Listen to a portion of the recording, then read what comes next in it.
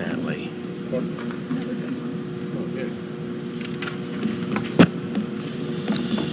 The next So, item on our agenda is zoning map amendment request at 4639 Central School Road. Applications RZ 23-10. The property owners are Natalie A. Fields and Amy L. Palato. Current zoning is R1E, single-family residential district, 7,000 square foot minimum lot size. Proposed zoning is R3A, minimum density residential district, maximum 10 dwellings per acre. The 2030 master plan recommends low-density residential, 1 to 4 units per acre. The rezoning area is 2.1 acres. The location is 4639 Central School Road on the north side of Central School Road across from Triad South Drive, adjacent to the city of St. Peters, located in Council District 7. Staff. This parcel is a little over 2 acres, and the applicant approached county staff a few months ago about the possibility of developing this tract under the existing zoning, the R1E zoning. And we went through several scenarios, and I guess the bottom line is when you apply the subdivision regulations, because the lot configuration, it's only like 225 feet deep, and if you build a street, it's really hard to develop and get, say, more than 5 strangely shaped lots out of this parcel. For instance, you might be able to have like an L-shaped street system and a cul-de-sac in the back, and then just have these 5 long parcels that go out to Central School Road. So after talking it over, the applicant looked into the possibility of rezoning it to a multifamily residential that would allow the flexibility to develop a residential development that's often called middle housing. And what's meant by that is, the way I think of it is, it's kind of like a housing form that's somewhere one step between single-family residential and multifamily. You have in your packet a proposed concept plan that shows developer's vision for developing this parcel with 10 dwellings, some of which are attached, but they're all single-family residential homes. The interesting part about it is, notice there's no street, there's no driveways, there's no garages. Instead, you have a shared parking in a parking lot. And what that allows is for the flexibility that would be necessary, the applicant feels, in order to develop this. And an interesting benefit for this sort of housing type is that there is a growing demand for it in lots of different jurisdictions around the country. And even in here in St. Charles County, you'll note the demographics have changed so much over the last couple decades. I'll give you an example. The majority of households now is composed of either one person or two persons, 2 people. So the majority of households now are 1 or 2 people. If all of our zoning is simply a single-family residential zoning, and each one has a street, you know, and the driveway and the 2-car garage, 3-car garage, etc., that's a lot to, you're setting yourself up for some pretty expensive housing for 1 or 2 people. So what I'm trying to get at is, I do believe that there is a place within the range of housing for places like St. Charles County for what's called middle housing, and in this case, that's what the developer's proposing.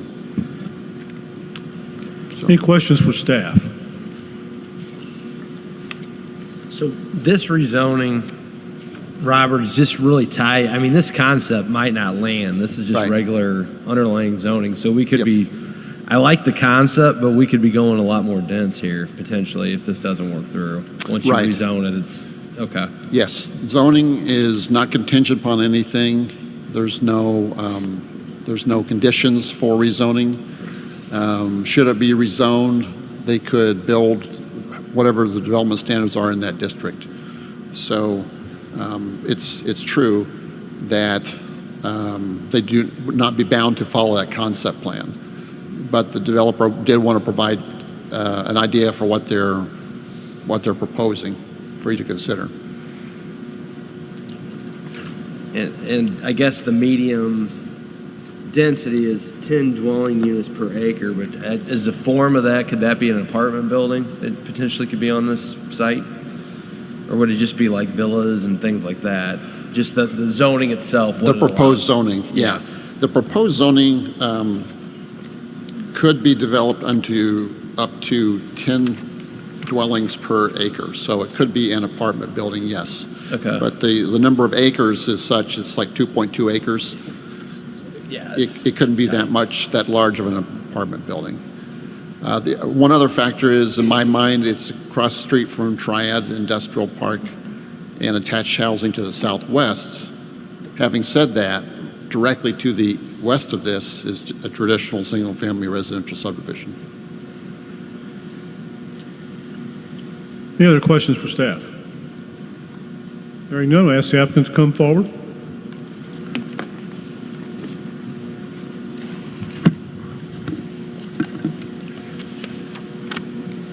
You solemnly swear or affirm that you will tell the truth, the whole truth, and nothing but the truth in these proceedings or the pains and penalties of perjury. I do. Please state your name and address for the record. Tim Green, 7253 Watson, St. Louis. I did bring packets. I don't know if should I pass them. Sure. We'll hand them out. There you go. Just give me all of them. Thank you. All right. It's a long night. I'm ready for bed. I'll try to make this quick for y'all, but I do want to provide, be a little thorough and provide a good idea of what I'm actually trying to accomplish. As Robert mentioned, we did try designing a traditional single-family neighborhood, but due to the size and just shallow depth of that parcel, a design that wholly complies with subdivision and zoning regulations was just unattainable, and it's likely due to when some land was acquired to widen Central School Road 94 back then. The sole purpose of this rezoning request is to free up the design constraints and help this parcel realize its development potential intended under its existing R1E single-family zoning. When viewed from a lot size perspective, the proposed 12 homes is less than what could theoretically be allowed. You could get 13 with the 7,000 square foot lots, 16 with the conditional use allowing 6,000 square foot lots. If you look at the map, while the current zoning is R1E, the surrounding land use pattern is not strictly single-family residential. It's quite a melting pot. Directly to the south, there is that industrial park, Triad South, with over probably 15 businesses, including a large storage facility. A concrete business adjoins right to the east. There's a park a little further east, and then just even a little further past that is a middle school and elementary. Hunters Point subdivision sits to the west, and then Alpine Heights, that townhome complex, sits to the southwest. The rest is filled in with a couple churches and various commercial. So based on the current landscape, the concept we're about to propose would not be out of character for the neighborhood. So the proposed concept, this type of development really has been a passion project for us for over the last half decade. It's something we're excited to share with you and hopefully bring to the community. I like to describe it as a pocket neighborhood. So essentially, it's a group of small homes around a shared open space. The homes would be single story, for sale, so owner occupied, around 1,200 square feet, and appeal to many demographics: young professionals, active seniors, empty nesters, small families, people downsizing. There'd be ample green space for a community garden, kids to play, a native plant habitat. A shared commons building would provide room for gathering, studying, exercising. And a great thing about this lot too, tree disturbance would be minimal. Mature trees form kind of a natural property border around it, and the goal would be to keep all those in place. There's even a row of trees that kind of run directly through the middle, and again, we'd like to keep as many of those that are healthy in that green space.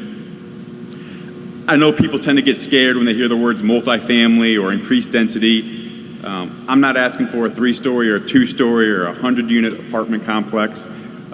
This will live and breathe like a single-family residential neighborhood, not only in building height, scale, roof lines, and individual entries, but also the owners who live here.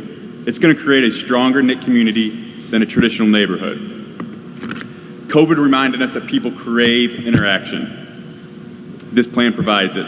It forces engagement. You're not allowed to simply pull into your garage, close the door, and never talk to your neighbors again. Neighborhoods like this create a sense of belonging, care, and support. The setting encourages interaction among neighbors, laying the groundwork for caring relationships. The more of these encounters, the stronger the support and friendship grows, which are the basis for a healthy, livable community. So what is the real difference between this concept and a traditional neighborhood? Like Robert said, it just comes down to parking and garages. And in our eyes, that's another advantage. It takes away the architectural focus of front entry garages. Understand this is not a product for everyone, but not everyone wants to live in a traditional neighborhood either. Typically, if you're buying a new home, you have a few options. You could buy a tract home from a production builder. You could buy a custom home, which is likely a pretty expensive, going to be pretty costly. Or you could look at condos or townhomes in larger buildings and developments. This development fills in the gaps those options create and would appeal to those wanting to own a home but crave a sense of community. Seniors or adults looking to downsize. Maybe they want to stay in the community without having to care for a large yard or home, but they still want that green space. And people just want quality new homes that don't break the budget. Building costs are out of control. The affordability of new housing has become more out of reach. This will alleviate some of that pain. I spent a lot of time discussing this project with the neighbors. I probably knocked on 75 to 80 doors. I think I spoke to probably 25 to 35 residents. I left letters behind to those I didn't reach with contact information on how to get a hold of me. My experience was the overwhelming majority of the people I spoke to were okay with the project or at least passive about it. I did get 11 residents to sign in support of it. I did speak with 2 owners that were pretty adamantly against it. And I was able to reach 12 non-residential property owners, mostly in Triad South Industrial Park, that were all okay with the proposed plan. And finally, I did get an email today from a neighbor in the Hunters Point subdivision. They were thankful I spent the time to explain the plan, but also advised that there were some false rumors circulating about a high-rise apartment building going in there, and hopefully we squash that tonight. So just a quick recap. The purpose of this rezoning is to provide flexibility to achieve the property's intended potential. Only proposing a density that would technically be allowed under the current zoning. They're going to be single-story, for-sale homes. Based on the current land use, the concept proposed is not out of character for the neighborhood. It's going to live and breathe like a single-family neighborhood, just slightly modified. And it's going to it's a missing housing type that will fill a void. So one last time, we're not trying to jam as much as we can into a limited space. It's just to free up those restrictions to help this parcel achieve its intended use and potential under its current zoning. And by doing so, we'll be enhancing the community by filling demand for a desirable but missing housing type.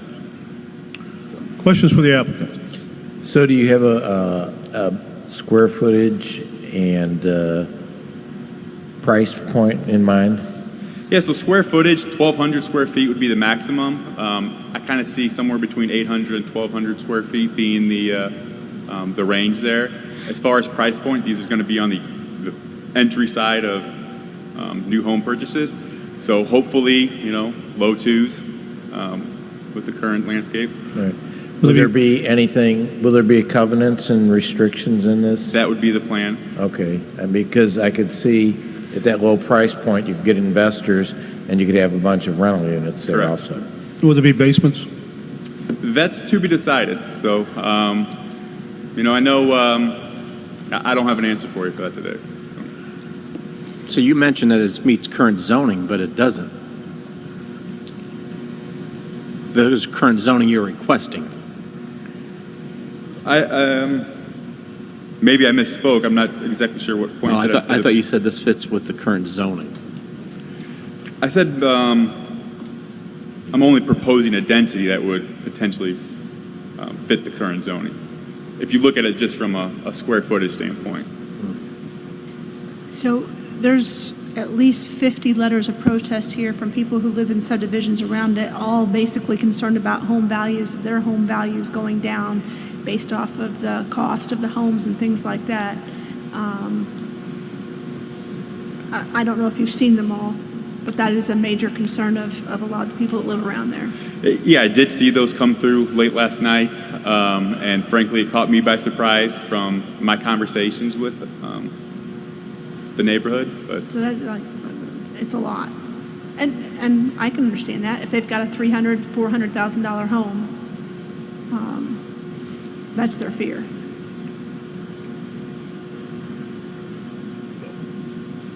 But you look at what you got to drive through to get there. Yeah. So, any other questions for the applicant? Seeing none, thank you, sir. Now we'll open the public hearing for RZ 23-10, zoning map amendment request at 4639 Central School Road. You solemnly swear or affirm that you'll tell the truth, the whole truth, and nothing but the truth in these proceedings with the pains and penalties of perjury. I do. Please state your name and address for the record. My name is Josh Hall. I am, my address is 130 Hunters Point Drive. I am 2 properties down from the proposed property. And as you saw, and as you stated, thank you, Tracy, there was 50 some odd requests for this to not go through. Unfortunately, we got a couple. Okay, never mind. I'm sorry. This is a little bit later. I got here at 7 o'clock, and pardon my dress, but I came back after I could not sleep after thinking about this. I wanted to be sure to voice my opinion here. The gentleman did come and visit some houses. He did visit the houses the day after the envelope arrived. My wife and I were unaware of this. My wife was at work at the time, and she did answer the door. She didn't have an answer yet. We didn't know what was happening. So I know everyone holds a similar stance in my neighborhood. We all discussed it. I saw several of my neighbors going to one of the people's houses to kind of draft these letters. I've been a resident of Cottleville and St. Charles area for the vast majority of my life, since I think I was 6, 7 years old.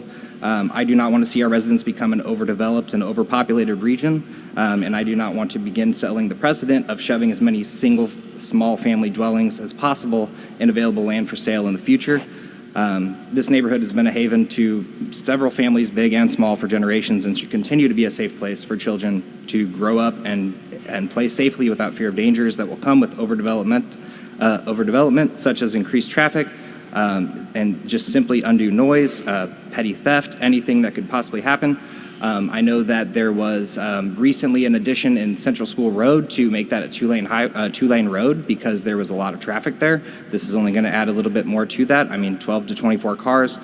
This is the smallest residence we've seen all night. I've been following along online for the times I wasn't here, and I just personally cannot see this growing the community at all. I just feel like this is just going to continue to increase smaller and smaller cells of houses into smaller properties that come available. And there are plenty of apartment complexes across the region, right off of Mid Rivers and 364, right across the road from us on Central School Road, and I just saw a new one built over on Jungerman. There are plenty of opportunities for people to live in smaller family housing, and I don't believe that this would be great. So thank you for letting me speak today. Anyone else? You solemnly swear or affirm that you'll tell the truth, the whole truth, and nothing but the truth in these proceedings under the pains and penalties of perjury. I do. Please state your name and address for the record. Chuck Fisher, 547 Fox Point Drive, Hunters Point subdivision. I've lived in that subdivision for like 35 years. I looked at this plan. I thought, you know what? This looks like it belongs in California. This is crazy because we've got residential homes on one side, Hemmer Concrete Company's on the other side, but Hemmer has a real nice house there. He's got about 10 acres of ground. And if you pull up the plat map, he would have a parking lot running down the side of his driveway with like 24 parking spots. These buildings are 3 multi-family buildings in a cluster like this with a parking lot over here. For one thing, senior citizens aren't going to want to carry their groceries from a parking lot over to their house on the other side And then if you're disabled, a person with disabilities, they're not going to be able to go from a parking lot over to their house. The whole idea is just, it's just mind-blowing. And senior citizens, can you imagine if you're a senior citizen and you've got a parking lot that's a football field away, you're going to carry your groceries from that parking lot over to your house over here? I mean, it's just... Stay behind the mic so we can hear you. It just doesn't fit in with the dynamics of the area. We've got single-family homes here, a house on acreage here, and they want to jam in 3 multifamily buildings. It's just crazy. I mean, this looks like it belongs in California. It doesn't belong in our neighborhood. That's all I got to say. Thank you, sir. Thank you. And one other thing. I am so adamant about this. It's after 12 o'clock, and I stayed here because that's how important it is to me. I don't want to see this rezoned. It needs to be stayed at the low density where it is now. Thank you.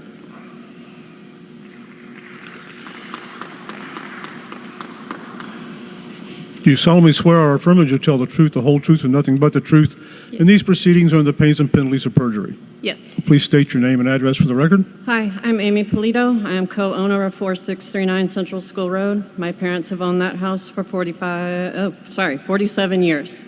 They have been with the Hemmers, and the Hemmers are on board with this decision. It is not something so far out from California. I think it's a great opportunity for up-and-coming young people to be able to buy a home and not have to rent, and they can walk and get their groceries. It is a development for the area. It is a melting pot. There is industrial across the street. There are apartment buildings and villas down the road. This is something that I am for, and I don't know what my parents would be happy. They're both deceased and have been gone, and they would appreciate that they are keeping the trees that were planted by my dad 47 years ago, and I am for this, and I want that on the record. Thank you, ma'am.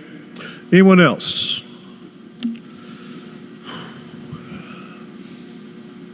You solemnly swear or affirm that you'll tell the truth, the whole truth, and nothing but the truth in these proceedings under the pains and penalties of perjury? Yes. Please state your name and address for the record. Arnie C. A.C. Dinoff, County Public Advocate, mailing address P.O. Box 1535, O'Fallon. First of all, the setbacks are really ridiculous in this property, especially to the property to the north that was stated. The parking lot's right next to the driveway of the north property with only 3 trees as a buffer. So where is the type 1 or a type 2 buffer is my question, and how did they get through staff? The letter of protest speak for themselves. I think the people voiced their concerns. There's just too much crammed into this small 2-acre lot, and I ask that you deny this application to rezone this property. Thank you. Anyone else? Anyone else wishing to speak? Seeing no one, we'll close the public hearing for RZ 23-10. Ask the applicant to come back. Anyone have any additional questions for the applicant? Anyone? Okay, thank you, sir. We'll bring application number RZ 23-10 back to the commission for consideration. Any discussion, comments, questions? Yeah, I've got a comment. To me, this just feels like an apartment complex, and I feel we have enough of those in our county. Yeah. And I empathize with the people that live around it. I wouldn't want this next to me. So that's why I will be voting no. Anyone else? Okay, Chair will entertain a motion to approve application RZ 23-10. Is there a motion? Motion. Second. I think that was Mr. Cleary. Mr. Fromm, how do you vote? Yes. Mr. Baker? No. Mr. Cornwell? No. Ms. Kochner? Yes. Mr. Shell? No. Mr. Clary? Yes. Ms. Bamer? No. I vote yes, so we have a tie. It's a denial. It's not an Denial. approval. Yeah, Yep. you don't have a majority for approval, so. This will be on the agenda at the July 31st county council meeting. So you know this still goes before the county council, you guys, on July 31st. Okay, now, almost there.